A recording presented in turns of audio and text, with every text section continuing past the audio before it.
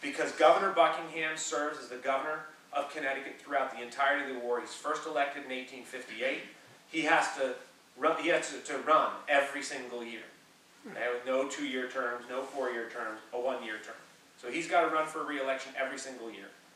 And he serves throughout the entirety of the conflict. Well, Thomas Seymour had served as governor from 1850 to 1853. Buckingham is he's very abolitionist-minded. He believes slavery is immoral, illegal, firmly supports Lincoln, firmly supports the war effort. He's very, very pro-union. He travels down to see regiments in the Washington, D.C. area and visit Connecticut men who are serving in the field. And then you've got Thomas Seymour, who is a Democrat. Buckingham's a Republican. Seymour is a Democrat. And Seymour has won fame as a military hero in the Mexican War.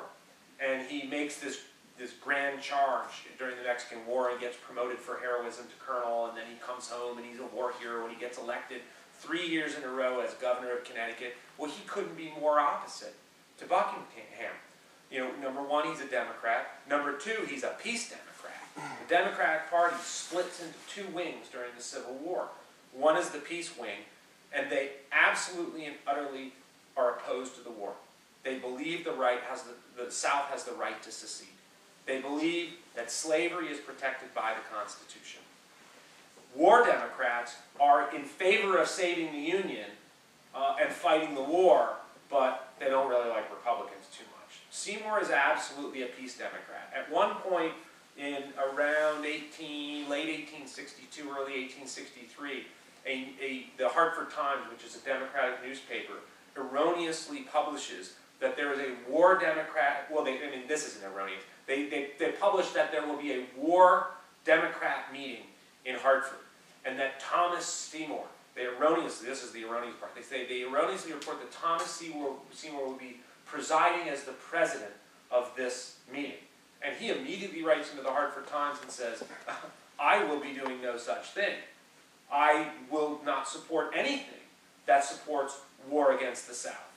And at the outset of the war, he's elected to the General Assembly, and he delivers a speech in the General Assembly in which he says, we should not fight this war. You can't force the South to maintain its allegiance to the Union. If they want to go, you must let them go. And you can march south, and you can destroy their fields and their homes, but you can never force them to stay in the Union. And we don't think of Connecticut when we think of that. Certainly not. We think, Connecticut, all pro-Union. And there are many, many Democrats in the state who believe that the South has the right to secede. And this gets to a really interesting history that I think a lot of people who are interested in the Civil War don't necessarily they don't know this part of the history and go into that kind of detail. And so that's kind of where I'd like to go. And the question, let me ask you this. Do you think the South has the right to secede? Yeah, I do. Based on what? Well, I think even the formation of our country, the idea that even though we were a collection of states, I think they have the right to pursue their own destiny. That's not to say that I supported slavery, but I do think now that they did have the right to leave. Okay. I don't know if that gave...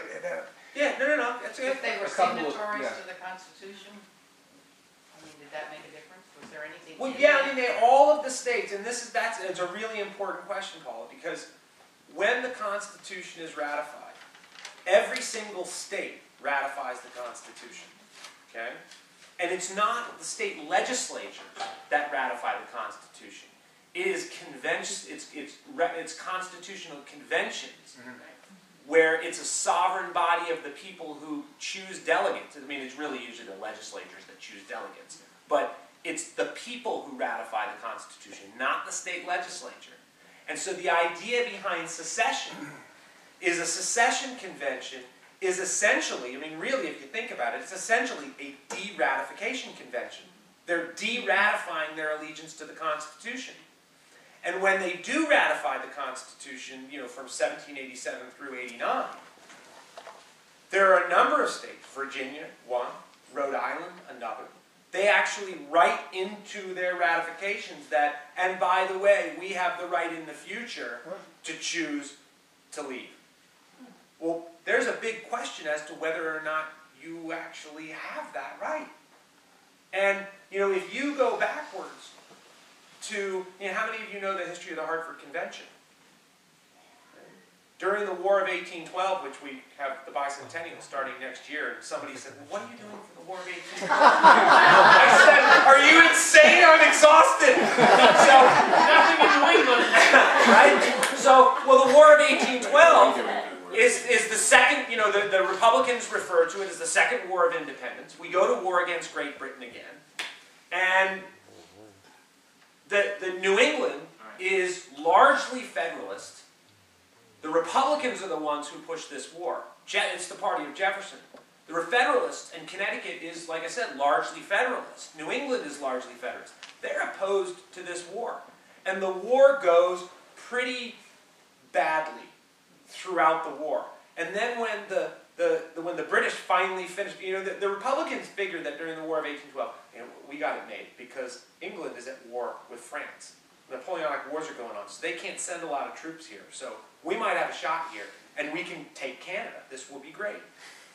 And it doesn't work out that way. And then when you get to late 1813, 1814, Napoleonic Wars are over, and they send their best troops to America. And this does not bode well. I mean, Washington, D.C. is burned. And when 9/11 happened, people looked back and said, oh my God, when was the last time Washington was attacked? War of 1812, August of 1814. Well, the Hartford Convention occurs in around this time because Connecticut and other New England states are just fed up. And they have this convention, they hold it at the old State House in downtown Hartford, and they discuss, what they do from the convention is they issue a series of reports, and they suggest amendments to the Constitution, and they make a veiled threat that if their demands aren't met, that, well, they'll meet again and they'll do what they think is necessary. And the veiled threat that exists there is that they will secede from the Union and make a separate peace treaty with Great Britain. And so there's always been this kind of history of, can you leave the Union, can you not leave the Union? And, the next big challenge to that is during the nullification crisis in South Carolina, when the state of South Carolina is really angry over the tariff, which is a tax on imported goods. They're very angry over the tariff. They don't think that it should be enforced.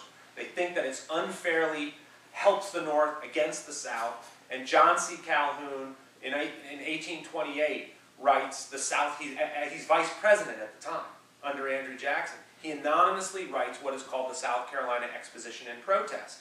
And in it, he says, the tariff is unconstitutional.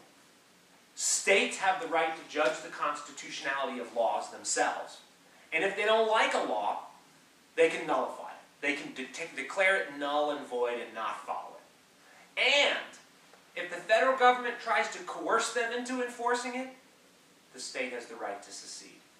Now this is he writes this as vice president under Andrew Jackson. He writes it anonymously. And at the time, this is the first time that somebody has come out, and Calhoun is a brilliant political theorist. At the time,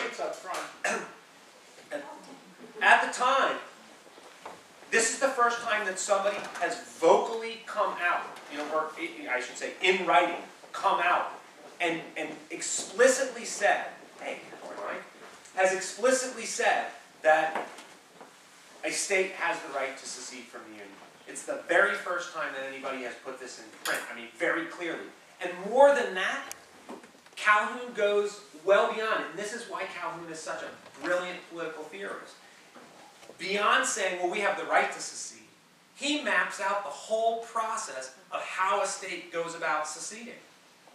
And the way that the South secedes is exactly the way that Calhoun maps it out. They hold secession conventions, which are essentially de-ratification conventions, where they have, it's not a state legislature that secedes. It is a sovereign body of the people, choose delegates, the delegates meet, they debate, and then they vote on secession. And that's what happens throughout the South. Every single state holds its own secession convention and determines whether or not they in fact want to secede. And that is, yeah, go ahead. Well, we never really taught that up here in the north. I mean, just that if they had... There's a lot of things we aren't. Well, they had... I don't know whether Howard Zinn talks about it in The People's History of America, but it's the Fort Sumter, and that was it. No. Well, Fort Sumter is, you know, South Carolina is the first state to secede on December 20th, 1860. And then you get a whole series of states that follow all the way through February. And then Fort Sumter is the catalyst for the next wave of southern states. Virginia holds off until the firing of Fort Sumter for a couple of reasons. One, because they're not sure they want to secede, but two, because geographically they know that their front yard is going to be bloody. And in fact, 63% of Civil War battles are fought in Virginia. There's a good reason why Virginia's Sesquicentennial Commission has spent, the state has given them over $2 million to commemorate the Sesquicentennial, because they view it as an outstanding opportunity for historic tourism. And everyone wants to come down and see the battlefields, right? So, you know, Calhoun is the one who maps out this entire concept of how you go about doing this. And it's absolutely brilliant in how he figures it out. But that doesn't mean that simply by virtue of saying, well, this is how you do it, that makes it, in fact, legal. Yeah. Were there any other theorists who understood the Union to mean something other than a collection of sovereign states? Well, yes. And that's where I'm going. And it becomes difficult because... I mean, prior to even Calhoun. There had been conversation about it, and in fact, if you remember the Virginia and Kentucky resolutions, these are in response to the Federalists' passage of the Alien and Sedition Acts in 1798. Jefferson and James Madison anonymously, again, it was very common to write under pseudonyms. They write the Virginia and Kentucky resolutions. And these resolutions say the same thing Calhoun says. They say states have the right to judge the constitutionality of law. Madison uses the term state interposition. Calhoun uses the term, Jefferson uses the term nullification. Now, they don't go as far as saying, and we'll secede. They just put forth the idea that a state can judge constitutionality. And they don't map out how a state goes about this. They just throw out the idea.